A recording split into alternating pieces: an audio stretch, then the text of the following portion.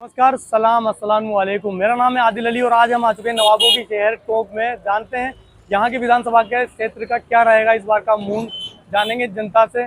इस बार नवाबी शहर के अंदर वापस सचिन पायलट जीत पाएंगे या फिर उनको हार का सामना करना पड़ेगा, या लक्ष्मी जैन या कोई बीजेपी का नया उम्मीदवार यहाँ से अपनी दावेदारी पेश करेगा, या फिर रमेश भिदोड़ी के आने से यहाँ पर सचिन पायलट का जीतने पर मुश्किल ही पड़ेगी, या फिर कुछ होता है। तो जानते हैं पब्लिक से क्या है उनका मूड। तो हम आ चुके हैं बड़े कुएं के ऊपर टॉक के अंदर। जानते हैं इनका अब्बा से पूछते हैं कि क्या रहेगा माहौल इस बार सचिन पायलट का। हमारी मतलब जीते रंजन पायलट की जम के जीतेगा, सारा वोट जीतेगा। तो जम के जीतेंगे, बिल्कुल अगली बार से ज्यादा जीतेंगे। अगले बार ज्यादा तो इस बार रमेश भिदोड़ी और ये टॉक के रेल का विवाद था, इसकी वजह से कोई इसी का रमेश भिदोड़ी को इसी का जवाब देंगे सब, इससे ज्यादा सर रमेश भिदोड़ी को जवाब देगी पब्लिक। देगी। तो टॉक का मुस्लिम समाज नाराज है, कोई नहीं, कोई नाराज रमेश भिदोड़ी से नाराज है मुस्लिम समाज। पायलट जीतेगा, यहाँ से 90% जीतेगा। तो पायलट से इतनी खुशी कैसे? काम करा, विकास करा रहा, जम के टोंकता होगा। चाहिए विकास, चाहिए विकास की बात करी जब भी आए इलेक्शन में 5 साल पहले अध्यक्ष राजस्थान के, जब उन्होंने विकास की बात करी, विकास का काम करा रहा, विकास का। अब हम आ चुके हैं काफला बाजार के अंदर जामा मस्जिद के नीचे। यहाँ पर जानते हैं लोगों की राय। यहाँ किराना स्टोर। तो इस बार देखते हैं हम कौन जीतता है कौन हारता है। आपको लगता है क्या है कि राजस्थान से इस बार किसकी सरकार बनेगी? राजस्थान से कांग्रेस की सरकार दोबारा आने वाली है। और सचिन पायलट का क्या रहेगा यहाँ से? सचिन पायलट टोंक से जीतेगा। तो सुनाई में आ रहा है कि यहाँ से विरोध भी हो रहा है सचिन पायलट का। विरोध तो चलते रहता है, तो जनता है सब।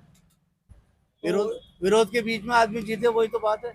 और ये कि रमेश भिदोड़ी आया है यहाँ से, जी, जिससे कोई फर्क पड़ेगा सचिन पायलट को? नहीं, हम तो सबका सम्मान करते हैं। रमेश भिदोड़ी आए या मैडम खुद आए, सबका सम्मान है हमारे टोंक में। तो फिर माना जाता है यहाँ टॉप से सिर्फ रिवाज के हिसाब से जीतते जा रही है।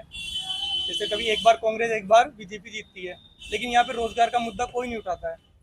रमेश भिदोड़ी, पहले आपने कहा रमेश भिदोड़ी आए हैं, तो ये दंगा कराने आए हैं। दंगा कराना है? जी हाँ, ये जो है, जो आदमी लोकसभा में जो कुछ भी बोल सकता है, तो यहाँ नहीं बोल सकता क्या? अच्छा, सबसे बड़ी बात ये, क्यों भेजा उन्होंने? यहाँ डर के मारे भेजा उसको कि यहाँ अगर कोई बात हो दंगा कराया जाए यहाँ पर। तो रमेश भिदोड़ी से जैसे अभी 54,000 से यूनुस खान को हराया था सचिन पायलट ने, क्या उसी तरह से फिर कोई बीजेपी पार्टी का फिर उसी तरह से हारेगा?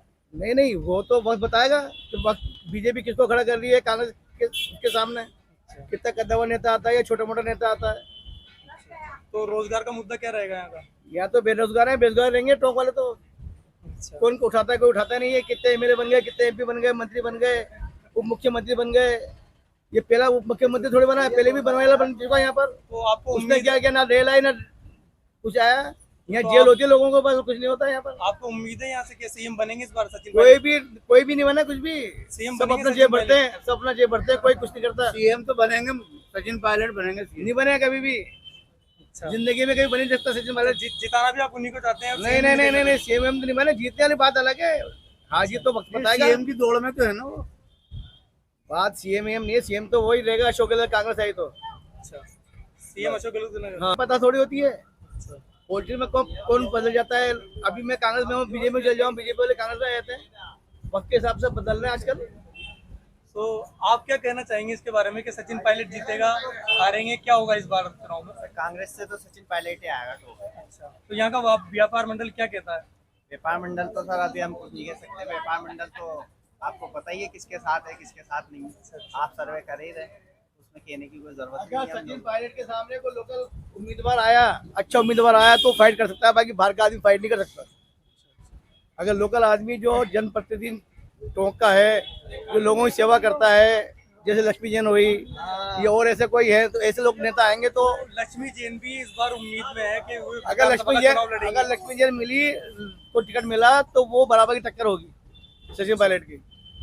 तो लक्ष्मी जैन की भी टोंक का मुसलमान लक्ष्मी जैन को वोट दे सकते हैं। साथ है उसके, लक्ष्मी जैन के साथ है टोंक का मुस्लिम लक्ष्मी जैन के किस तरह से विकास कराया था उन्होंने उस आधार पर। बिल्कुल बिल्कुल, काम के आधार पे लक्ष्मी जैन बीजेपी के साथ नहीं है, लेकिन लक्ष्मी जैन के साथ कोई पार्टी नहीं देखी जाएगी।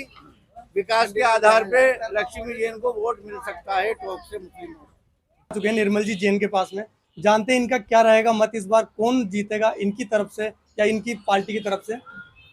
अभी जो लिस्ट आई है उसमें कांग्रेस की ओर से सचिन पायलट का जो टिकट फाइनल हुआ है। अभी बीजेपी का कोई टिकट फाइनल हुआ नहीं है। वैसे अगर टिकट बीजेपी का फाइनल होने के बाद ही इसके बारे में कुछ ढंग से कहा जा सकता है। और जब तक टिकट फाइनल नहीं हो बीजेपी का, तब तक अभी इस बारे में थोड़ा बोलना कठिन है। तो इस बार बीजेपी से कौन उम्मीदवार लगता है? क्या लोकल रहेगा या कोई बाहर का प्रत्याशी आएगा? नहीं, बीजेपी की तरफ से लोकल ही उम्मीदवार रहेगा। अच्छा, तो लक्ष्मी जैन का हम जहाँ तक नाम सुन रहे हैं यहाँ पर, अभी जितना इंटरव्यू लिया हमने, लक्ष्मी नेम का नाम ज्यादा आ रहा है, तो क्या इनसे उम्मीद है कि सचिन पायलट को मात दे पाएंगी ये?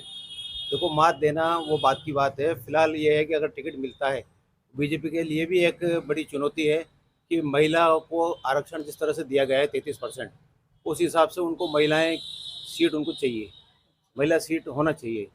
और वो उनके लिए, और अजित मेहता हैं वो भी अपनी तरह से भारी उम्मीदवार हैं, और लक्ष्मी जैन भी जहाँ तक है महिला प्रत्याशी होने के नाते काफ़ी अच्छा प्रदर्शन करने में सक्षम। तो इस ये बार हमारी- आपका जो रुझान है जो कांग्रेस की तरफ है? नहीं, हमारा रुझान तो बीजेपी की तरफ ही रहे। अच्छा, हम तो क्या है, हम तो बंधुआ मजदूर हैं बीजेपी के। हमें तो आप अगर कुछ भी नहीं देंगे ना, भूखे भी सुलाएंगे, तो भी हम वोट तो बीजेपी को ही देंगे। बीजेपी को जाएगा। बिल्कुल। और अगर सचिन पायलट रहेंगे तो उम्मीदवार?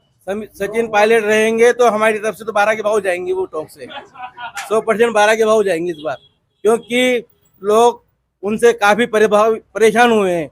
उन्होंने टोंक में आके कोई संभाला नहीं है 5 साल। सुना है बहुत कम आते हैं उनको। उन्होंने टोंक वालों की तरफ बिल्कुल ध्यान नहीं दिया, न उन्होंने टोंक को संभाला है, न यहाँ पे आए हैं, न पब्लिक से मिले हैं। कोई उनको माला भी पहनाता है तो उसे उठा के फेंक देते हैं। अब ऐसे विधायक की हमें आवश्यकता नहीं है, हमें विधायक स्थानीय चाहिए। तो इस बार विरोध दिखाया जाएगा? बिल्कुल विरोध दिखाया जाएगा, वो मत के द्वारा पता चले जाएगा। जब लोग मतदान करेंगे उससे विरोध अपने आप नजर आ जाएगा कि टोंक की जनता कितनी चाहती है, पायलट को तो कितनी चाहती है और बीजेपी को कितनी चाहती है।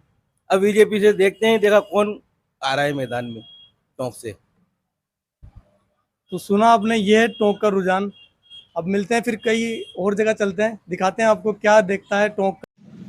आने वाले विधानसभा चुनाव के अंदर जानते हैं यहाँ से सचिन पायलट के बारे में कि किस तरह से उनको क्या इस बार जीत मिलेगी या फिर हार का सामना करना पड़ेगा। जैसे यूनुस खान को हारने का सामना करना पड़ा था, तो इस बार सचिन पायलट जीतेंगे। देखिए सर, लगता तो ऐसा है कि जैसे आपने कहा सचिन पायलट के लिए, यूनुस खान के लिए ठीक है, टोंक की वोटिंग जो एक तरफा है वो पायलट साहब के साथ है।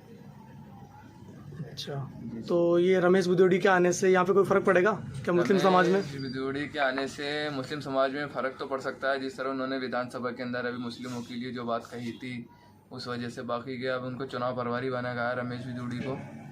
अब उससे फ़र्क अब तो इससे नुकसान ही होगा बीजेपी को? इससे भाजपा को नुकसान ही हो सकता है। मुस्लिम वोट एक तरफा वापसी जैसे सचिन पायलट को पहले से मिले थे उस तरह से मिलेंगे? हाँ, इस तरह से वोट मिल सकते हैं पायलट साहब को। अच्छा, चलो, थैंक यू।